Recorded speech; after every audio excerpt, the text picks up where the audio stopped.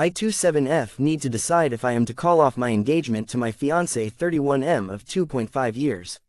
I 27F need to decide if I am to call off my engagement to my fiancé 31M of 2.5 years. I am a long-time lurker and not somebody who has ever needed advice from the Reddit community, but I am in a place in my relationship with my fiancé where I need opinions from outsiders to help me make a final decision for myself on whether I continue with marrying him or not. Please pardon any formatting errors. I am using mobile. I want to preface this with some background info. My fiancé and I have been dating 2.5 years, engaged since April of this year. I love him, he has become my best friend, and to end the relationship is not something I take lightly. I have already spoken to him that I am having my doubts about this future marriage, and we are currently on a 2-week break while I can sort myself out and make decisions. He has never been somebody to not want to talk out our problems. He has never been abusive.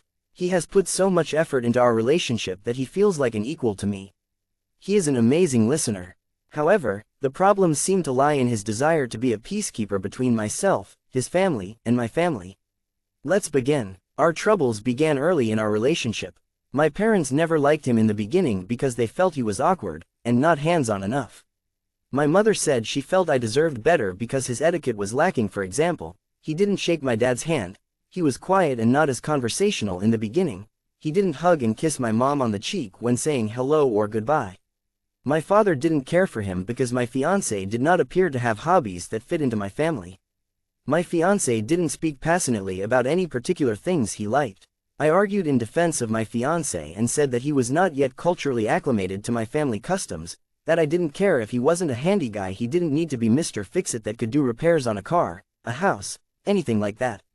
My parents seemed to move forward from this with reservations. They gave him a chance. Then both my fiancé and I did a very stupid thing that in hindsight was quite immature and offensive to my parents. We were caught by my father having, in my bedroom at about 6 months into our relationship. My father threw both myself and my fiancé out of the house. We left, got some pizza and sat in the nearby park while I bawled my eyes out and he tried to console me. He was upset as well. When I got home, my father forbade me from seeing him again as it was a sign that neither of us respected my parents, and that my fiancé had disrespected them as well. I cried all night. My mother sided with my dad, however said that I should not break up with my fiancé if I really thought there was love there. We were both consenting adults, however we should not have disrespected the house. I am not arguing this. It was disrespect on our part. This left a bad taste in my parents' mouth about him for a while. However, about a year later, my fiancé asked my parents for my hand in marriage. My parents are on the traditional side and they were happy he asked. He has after the first year been as integrated as possible into our family. I had set a boundary that in the first year, we didn't split holidays and we didn't do gifts. I wanted to see where the relationship would lead and he agreed. He has been invited to all our family events. There aren't many though because my family is extremely small.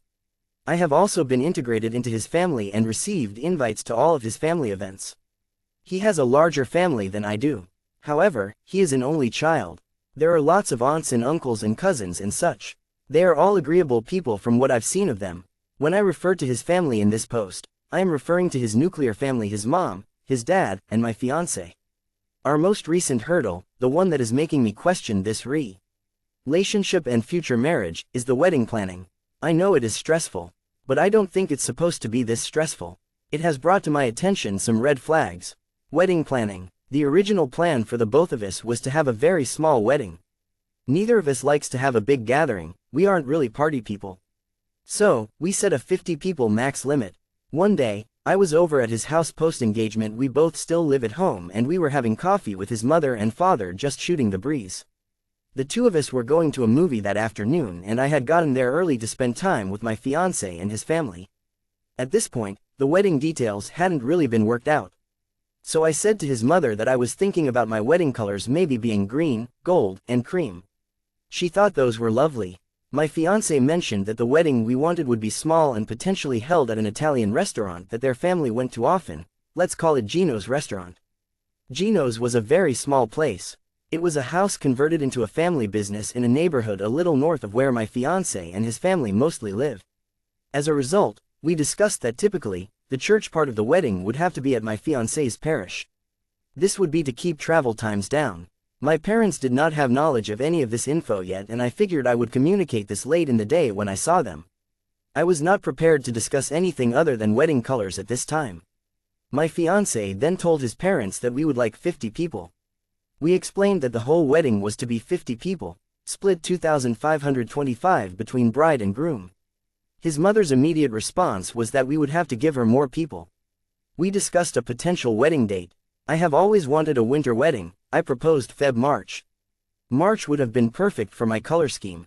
Both of his parents pushed back against that and said if it snowed, it would be hard for their people to travel as many of their people are elderly. I said I would have to think about it. I explained the reason for a restaurant wedding and 50 people was to keep costs down. The more money we saved from the wedding, the more my parents could afford to help us with providing part of the down payment for a future house. We had to cut short the conversation because we had to leave for the movie. Later that night I informed my parents of the discussion and voiced my concerns about my future mother-in-law's FMIL request for more people despite my fiancé and I wanting a total of 50 people. My mother wasn't prepared for this conversation and it took her off guard. She said that if my fiancé and I want 50 people, then to push for it. Later on the next week when I saw them again, the list of people who my FMIL and future father-in-law FFIL had put together for just their side was quite lengthy. It was around 80 people just their side. They wanted to push for a 100-person wedding as I only had around 20 to 25 people for my side. This is double the intended number. I said to them and to my fiancé that this was something I could not agree to. The venue was a restaurant that was on the smaller side. That couldn't accommodate that many people. My fiancé had even said that he expected this to happen. He said to purposely have a small venue so that his mother wouldn't invite every person she ever knew to come to the wedding. I stood firm on the 50. Then it was offered by FFIL that they could help pay for the extra people. I said I needed to discuss with my family. My fiancé and I left to go to an event that we had planned. Maybe it was another movie, I can't remember. I just remember being angry that my wishes couldn't be honored. My fiancé promised he would help them trim their list. The next day my fiancé sent me a spreadsheet with approximate costs for things that we would need for wedding, like venue, flowers, and stuff like that. He also had a page in the spreadsheet dedicated to the guests. Their total for people was around 60. I was asked to list my people in the spreadsheet. I sat with my parents and did that. I had texted my fiancé that this was still too many people. He said that they couldn't cut the number down anymore because the people on his side just had bigger families. This is true as many of the families are around 5 to 8 people each. However, I was still uncomfortable with the number. My mother had wanted to hold a small engagement dinner for us and the parents. I said why not have it at the restaurant where we were planning the wedding. She said that would be a great idea. Fast forward to the engagement dinner. 2 days before we were supposed to have the dinner, my FMIL and FFIL come down with a case of COVID. Dinner has to be cancelled. I'm upset and angry. So far planning this wedding hasn't been the best experience. My fiancé says he isn't comfortable going to the dinner as he may be a carrier or sick himself and didn't test positive yet. He still went to work. I was told on a Thursday and dinner was scheduled for that Saturday. He went to work that Friday, however, we cancelled our Friday date plans in case he was sick. The reservation was cancelled without offering the reservation back to my parents and I had still wanted my parents to see the venue. Later that day, I had texted my fiancé that it was rude to cancel without offering the reservation to us. What if my parents still wanted to go? My father had called out of work on Saturday to make sure he could attend his daughter's engagement dinner. He apologized. I called the restaurant and made a reservation for myself, my younger brother, and my parents. There was no mention of ever rescheduling this engagement dinner. My parents were going away to Florida to clean out my grandfather's house as he had passed this past December. My fiancé said the reason it wasn't rescheduled was because we didn't know exactly what my parents were going to do or how much time they needed for Florida. My parents were heartbroken that the family I was marrying into wouldn't be there. My mother especially felt that getting sick was a lie. My FMIL has anxiety and I said to my mother that maybe there was something that happened and they couldn't tell us and to give the benefit of the doubt. My mother told me to wake up and smell the coffee that I was being too nice and letting her walk all over me, especially as seen previously with the guest list. So, I went along with my mother's thinking. I told my fiancé that I didn't really think that his mother had COVID. It felt like she wasn't really sick and just didn't want to be at dinner with my parents because there was some sort of issue that his family has with my family. My fiancé sent an official COVID test report from the urgent care his mother went to prove that Yes, she did have COVID. I told my mother and showed my mother this. She to this day thinks it was all a lie. Since seeing the restaurant and getting pricing for the venue, my mother and father agreed the venue was too small for the current number of 80 people total on our guest list. At my engagement dinner we asked for pricing for a wedding. We were told by the owner that they have a party room upstairs for 72 guests max. We were told we could not rent out the first floor of the restaurant.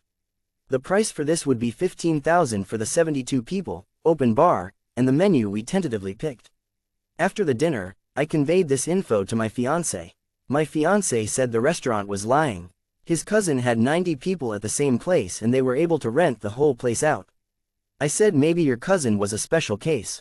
After this night my parents decided that if the guest list was not getting smaller, the venue could not fit what we wanted, that a new venue was needed. My mother said she would be embarrassed to have a wedding for her daughter there. I agreed after I heard pricing and the fact that other wedding venues that come with all the fixings for a wedding could be near the same price range. The next week when I saw my future in-laws, they said they had gone to Gino's and talked pricing. They were told that they could rent the whole restaurant for $20,000 on a Saturday. I said that wasn't what I was told, my parents and brother as witness. By this time, my parents had decided that if there was to be 80 people, they wanted music. I had initially said no to a DJ because sometimes they get too loud, I get overstimulated and I leave the room. I had done that previously at the 3 weddings I had gone to with my fiancé. I also did that because those weddings were not for close family of my fiancé. Neither he nor I knew any of the guests really well and I'm not really a dancer. My fiancé and his family had also expressed that his family doesn't dance. It would be a waste of money.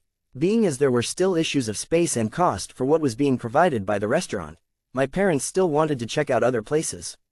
This is where things get more hairy. My father and mother are on the traditional side. They wanted to pay for the whole wedding themselves, especially as they wanted certain things that my fiancé's side did not. They wanted full control over wedding planning because they really wanted a DJ and my FMIL and FFIL really didn't. Prior to leaving for Florida, because there was so much animosity towards DJ and ODJ, and the venue being too small for my parents, but just fine for my fiancé's parents. My father said to my fiancé that it was ridiculous that messages have to keep being passed between myself and fiancé and that instead communication should be direct between both sets of parents. Also, my father said that traditionally, it is up to the bride's side to decide where wedding will be held. My fiancé then asked if there could be a family meeting where things could be discussed.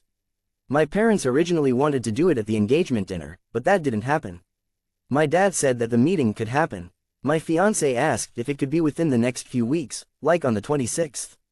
Dad said maybe he would have to see because of all the Florida business. While my parents were driving back from their most recent trip to Florida to pack up my grandfather's house, I came across an Instagram post from a different restaurant that my family has loved for years. It is closer to where I live. There is a bridge with a toll that separates my house and my fiancé's house. His people live north of the bridge, I am south of the bridge. The new restaurant that I am now talking about I shall call the Inn. The Inn regularly does weddings and has a dedicated wedding planning service for their site. I texted my fiancé and called my parents the same day to tell them about it and propose having the wedding there. This would mean that we would also have to switch from my fiancé's parish to my parish for the church wedding. It is traditional in my culture to go to the bride's parish anyway. My parents had never argued about which parish we got married in, as long as fiancé and I were happy. This did not bother fiancé or his parents. I signed up on the website for the Inn to get a call back from a wedding planner. When we got the call back I couldn't talk and asked my mother to handle making a meeting. My mother made the meeting for a Sunday. The Sunday I had forgotten I was going to a baseball game with my fiancé, FFIL and fiancé's uncle. I sent my parents instead. My parents called during the game to go over pricing. Pricing for a Friday would be 81.95 pp and Saturday would be 89.95 pp. For 80 people, including extra desserts, a wedding cake, DJ, and the gifts to give your guests to take home with them, a photographer, flowers, open bar, everything my fiancé and I wanted would have been $20,000. The event space would have fit 115 people plus a dance floor. Same price as Gino's, but we were getting so much more. I told my fiancé about the pricing. He was a little surprised because I had caught him off guard discussing this at the baseball game and he didn't know I had my parents go to the Inn to look for pricing. My mistake, I had forgotten to tell him because of all that I had going on at work. The wedding planner schedule was tight. I asked if I could bring my fiancée to see the inn. The only open appointment she had before pricing increased would have been the next day, Monday at 4 p.m. I told my FFIL and fiancé about the AP ointment. FFIL asked me if this was a place I really wanted.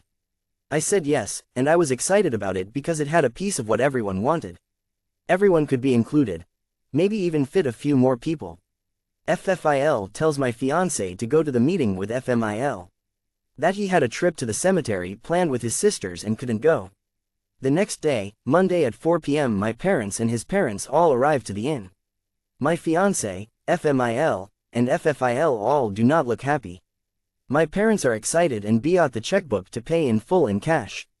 This is where the circus starts. As soon as we walk into the wedding office, there is immediate tension.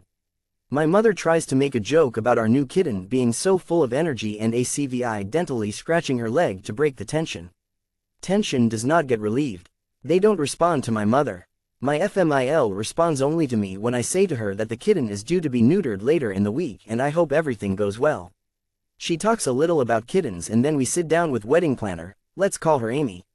Amy was amazing. She was explaining the package that my parents had picked out. My FMIL first interjects at the cocktail hour of the wedding. She asks about the extra room add-on and if we could do more food options. Amy explains that it is extra time that gets added on with an extra room. Each additional cocktail option is 12 pp extra in addition to the extra 1500 for the additional room and hour to the wedding. My mother says that they will not be adding extras like that to the package to keep costs down. FMIL continues to ask for extra options for entrees. Amy explains for extra entree options, it's an additional 8 pp. My mother gets annoyed and leaves her seat to stand behind my chair. My father says to FMIL that she and FFIL are here at the wedding planning meeting at his discretion.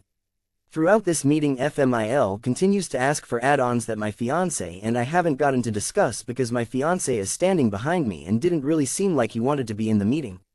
He and his father were letting FMIL do all the talking.